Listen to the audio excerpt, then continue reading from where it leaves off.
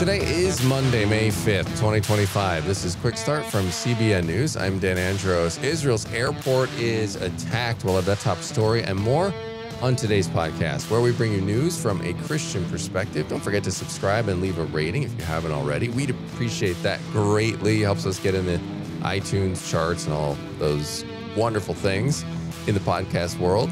You can email us as well if you'd like to just reach out and say hello. quickstartpodcast@cbn.org. That's our email address, quickstartpodcast@cbn.org. Join me today to get through the news of the cray, as we call it here, each and every weekday, bright and early. CBN's Billy Hallowell. Billy, we're getting through a lot today. On the focus story, a Michigan school has been under fire for banning Christian music from a talent show. Yeah, this is a kind of a crazy story, but a really quick resolution. They reversed course, and so we'll get into all the details. Yeah, very interesting story there with a good outcome after a tough start. On the main thing, an innovative business says a church's space can serve as a powerful tool to draw believers closer to God and one another. We've got a good conversation with Madison Seals and DeGroot coming up on the main thing. All right, make sure you subscribe to all of our CBN News podcasts, including our latest podcast, it's Heaven Meets Earth, hosted by CBN's Abigail Robertson. All in the description of this podcast episode, you can find the links to those podcasts. All right, with that, we are going to head to the news in 90 seconds. And President Trump announced on Truth Social over the weekend that he's ordering Alcatraz in San Francisco to be substantially enlarged and rebuilt to house the country's most violent and repeat criminals. Trump said the U.S. must stop tolerating serial offenders who cause filth, bloodshed, and mayhem, quote unquote, declaring the revived prison would stand as a symbol of law and order and justice.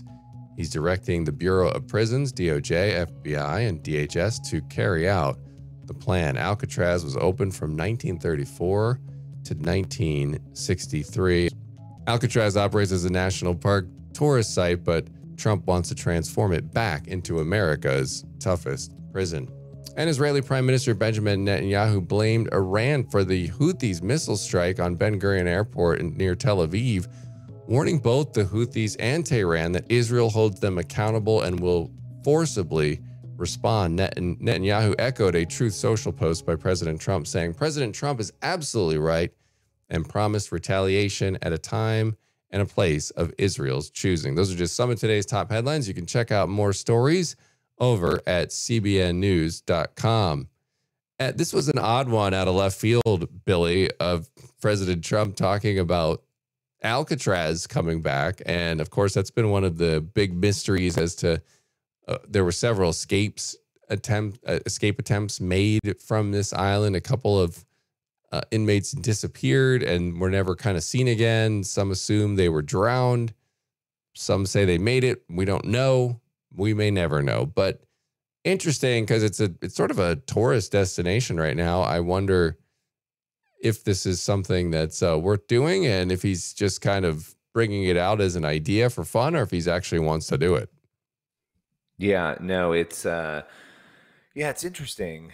Sometimes you wonder too, yeah, like you said, is it for fun? Is it just to kind of get people talking or create a distraction? But it'll be interesting to see where that goes and what happens with it for sure.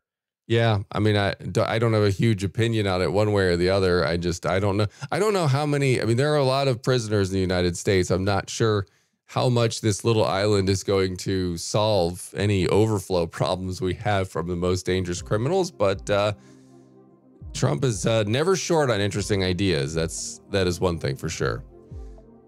All right, we're going to head to the focus story now. And a Michigan elementary school has reversed course after repeatedly banning at least one student from performing Christian music at a talent show. What's the story here? Yeah, so First Liberty Institute, this is a nonprofit legal firm. They defend Christians and conservative values. They told us that Westward Elementary in Allegan, Michigan, apparently initially would not allow at least one student to perform songs by Colton Dixon and Brandon Lake. Those are Christian artists. This student had wanted to perform these songs during a talent show, And educators apparently told the student in question that the lyrics for the songs were too Christian-based. But that apparently changed after First Liberty sent a letter to administrators and officials, then decided to reverse course. And so, First Liberty put this statement out like, hey, this school is not allowing this to happen. And then they put out another statement, I think it was the same day, just a couple hours later, saying that they were grateful for the school's prompt attention. They had sent this letter, and the school recognized that the law was on the side of the students and changed their minds. And so First Liberty said their clients look forward to singing their faith-based songs as practiced and planned, and that the talent show was going to be happening May 23rd. And so, it came to a quick resolution, which is a good thing. Yeah, it really is. What did the school district tell CBN News? Yeah, so James Antoine, the Allegan Public School District Superintendent, sent me a statement. I reached out asking about this. And said, upon review, it was determined that school staff were unfamiliar with the legal guidelines concerning religious expression in a public school setting. And he said, to clarify, students are permitted to perform songs of their choice, including those with religious content, provided the material complies with the student code of conduct, particularly regarding language and theme. Religious songs have been and will continue to be allowed at school events like talent shows. Also the superintendent said that he was happy the matter concluded quickly and expressed any apologies for confusion or anything like that, frustration, things like that came as a result of this situation. So the school was apologetic in the end. Yeah. And why does First Liberty believe it's important to sort of push back in these cases? Obviously, this one had a good result. Not all of them do. But what's the comment they had on that? Yeah, it's interesting because, when you look at this was a 9-year-old, student. The parents reached out to First Liberty and took action. They complained on April 29th, and it was resolved pretty quickly, the father of the student. And when I talked with First Liberty, they said they jumped in right away on this, and that it's important, because I asked, well, what would have happened if the parents didn't take a stand and if First Liberty didn't get involved? And they said that the student probably would have been not allowed to participate, would have been pressured or forced to change the song or choose different lyrics that were principal approved. And, they said that's wrong and unconstitutional, but if nobody stood up, that's probably what would have happened. So the importance of taking a stand, this case sort of shows that, because there was a really quick victory, and instead of just believing a lie that the student couldn't perform these songs, they were able to actually instill constitutional values in this case. So pretty interesting. Yeah, well, imagine how many cases there are across the country that nobody ever hears about. Because what if they didn't stand up? What if they just went, I guess we were wrong on that. We shouldn't be doing that at school. And they just, out of maybe fear or uncertainty, decided to stand down. That probably happens day in and day out across the country. And so you wonder how many people are kind of being scared into silence because they don't know that they have an option like First Liberty that can help them in a case like this, or that the Constitution is on their side and they're able to do these sorts of things at school. It makes you wonder how many of these cases are there. And I think it shows the importance of them acting out on cases like this and making them known so that people are aware, no, I don't have to sit in silence, or I don't have to be afraid to share my faith in school. And that's the important thing, I think, too, just making sure that our constitutional values are protected. And so pretty exciting and powerful. Yeah, absolutely. All right. Good story there, Billy. Appreciate you bringing that one onto the radar on the podcast today. Always glad to see a positive outcome, even if it's a disturbing start where people kind of the knee-jerk reaction is to, oh, no, we're not going to talk about faith in school. Can't do that here. You have to only do that at home. So appreciate you bringing that one to the podcast today. And that's going to lead us over to the main thing now. And an innovative business called Aspen Group says a church can serve as a powerful tool with their space to draw believers closer to God and one another. Derek DeGroot, president of Aspen Group, talks to Madison Seals about crafting spaces that reflect the glory of God. That conversation is today's main thing. Derek, tell me first about Aspen Group and what kind of work you do. Well, Aspen Group designs and builds churches across the nation. So our purpose or our mission statement is crafting spaces, building faith. And it's a nod to what we do as designers and builders, but also the outcome that we hope that the spaces that churches are building gets, which is really a better future for the church. Yeah, and this is kind of the vision behind what you're doing, but how does the space that a church is in affect people's church experience? And why is this such an important element? Well, we believe strongly that God has a lot to teach us about the design of spaces, the nature of God as a designer, the spaces that we're in, how he's designed us as human beings, as embodied creatures in the world, in a physical world. And so we believe the spaces that we're in, the spaces that we find ourselves physically a part of each day, actually have a lot to do with our day-to-day experience. They drive things like our habits, our behaviors, our emotional experience. And so therefore, they're actually a part of our discipleship journey. And there's no doubt that churches have changed over the years and evolved over the years. And I see that every day in architecture. The older churches tend to have stone and different carvings and stained glass windows that are beautiful. And new modern churches have beauty in their own ways, but definitely different. So how have you seen the cultural and church landscape evolve over the years and what you're doing? Yeah, we've just recently done some research with the Barna Group, studying kind of the impact on spaces. And one of the really interesting anecdotes was that 84% of congregants believe that church buildings should reflect God's beauty, but only 37% find their church beautiful. And I think that's a nod to what you just talked about in terms of how our spaces have changed over the years. It's really interesting out there. There's an interesting landscape right now where most people believe by the data that church architecture should reflect the glory of God through beauty and transcendence, but pastors prioritize functionality. And even not just above beauty, but even over mission alignment is what we're finding. And so there's this real struggle in the American church. I would say the American church has a space problem in pursuit of this functionality. Especially the modern evangelical church has experimented with their buildings, sometimes imitating cultural trends to appeal to non-believers or keep costs down. And it kind of communicates that buildings aren't really worth more than the minimum investment required for ministry. And I think, God teaches us that spaces have much more of a role to play than just the functional, programmatic spaces that we create.